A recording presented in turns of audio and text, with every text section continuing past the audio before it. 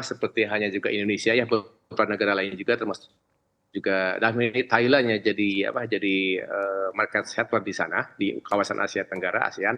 Karena untuk negara lain seperti Singapura walaupun secara ekonomi maju tapi untuk EV ya, mereka relatif tertinggal ya dibandingkan dengan Thailand ataupun Indonesia sekalipun. Nah untuk wilayah ASEAN sama yang namanya di NCTP itu tetap diberlakukan oleh pemerintah kepada pembeli ya, bukan kepada pengusahanya si EV, tapi kepada pembelinya itu calon pembeli dikasih potongan harga insentif langsung dari pemerintah. Itu bukannya di Thailand atau di Filipina, Singapura sekalipun, yang namanya di Kanada, Amerika, Eropa, bahkan Amerika Latin juga sama, pemerintah memberikan insentif kepada baik kepada pengusaha dalam hal bagaimana insentif perpajakan, insentif benefit dan lainnya, sementara kepada konsumen juga dalam hal penghilangan PPN 10%, kalau sekarang udah 11% ya, juga penghilangan yang namanya biaya balik nama, termasuk juga insentif dalam bentuk cash in direct langsung gitu ya. Nah, jadi dalam ini memang insentif tetap perlu diperlukan karena untuk tahap awal, tapi ya paling tidak 2 atau 4 tahun ke depan. Tapi jangan selamanya karena kan negara juga akan mengorbankan satu sisi dalam hak keuangan negara, tapi negara mendapatkan hal lain dalam hal efek feedback dari adanya insentif ini. Ada 2 Maria yang mereka lakukan. Insentif berdasarkan jenis kendaraan dan insentif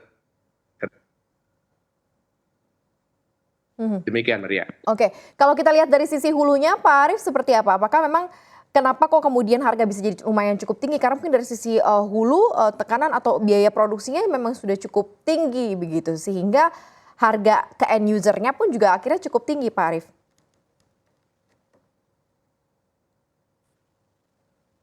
Ya, sejujurnya kalau untuk seperti yang tadi saya bilang bahwa yang namanya EV ini baterai secara cost structure, secara struktur biaya.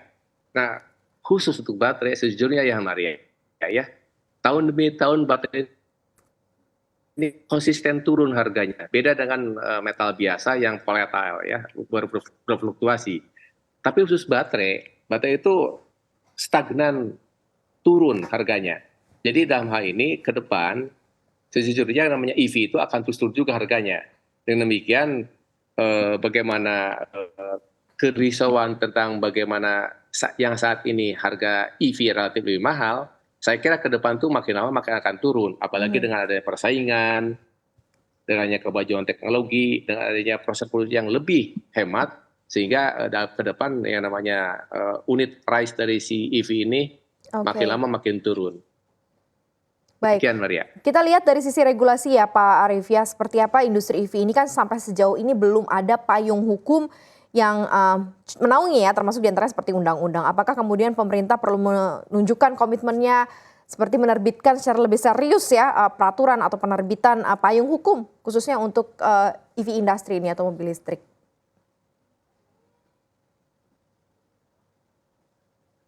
Ya tentu saja harus ya, karena selama ini yang baru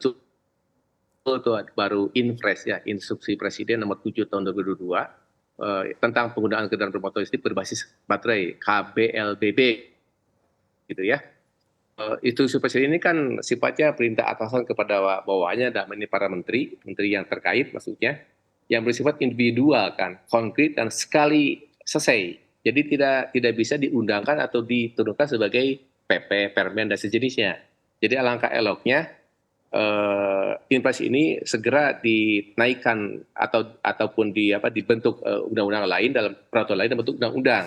Nah, undang-undang itu sifatnya mengikat. Nah, ikatan ini yang akan menghasilkan produk terbentuk PP ataupun permen, bahkan per dirjen sekalipun gitu yang berkaitan, itu akan memberikan iklim kepastian hukum di Indonesia akan industri ini. Karena sejauh ini terus terang aja satu hal bisik punya bisik dari para investor, hal yang utama atau hal yang pertama yang betul-betul mereka tunggu adalah bagaimana tentang regulasi ya tadi seperti yang Maria bilang bahwa memang kenyataan di Indonesia belum ada, baru hanya sebatas Inpres ya. Inpres itu bukan produk hukum ya, tapi semacam instruksi dari Presiden kepada para hemat saya ini sangat penting, ini harus segera dilakukan ya. Dan juga ini korelasinya kenapa antara EV juga dengan EBT ya, energi baru dan terbarukan. Karena demikian, karena ke depan terus terang aja di samping baterai electric vehicle juga ada yang akan menonjol lebih berikutnya adalah tentang elektrifikasi yang berbasis hidrogen ya. Jadi hidrogen fuel cell. Jadi dari hidrogen ini dipakai sebagai bahan bakar di mobil, tapi digunakan sebagai listrik. Oke.